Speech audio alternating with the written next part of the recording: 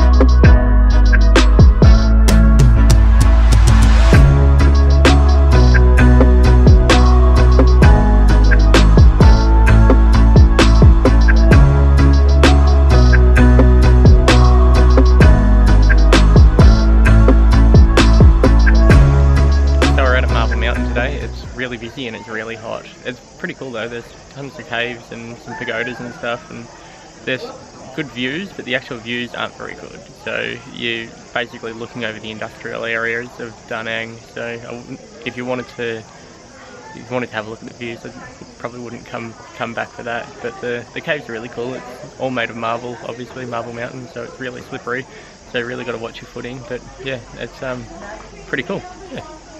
The actual entry fee to get in here is actually super reasonable. It only cost us, I think, about $2 or $3 each to get in, and that included the lift in the elevator right up to the top. So obviously we made our own way here on the bike, so it then had to pay about another 50 cents for parking, but still way cheaper than going and getting a tour through one of the big bus companies or anything.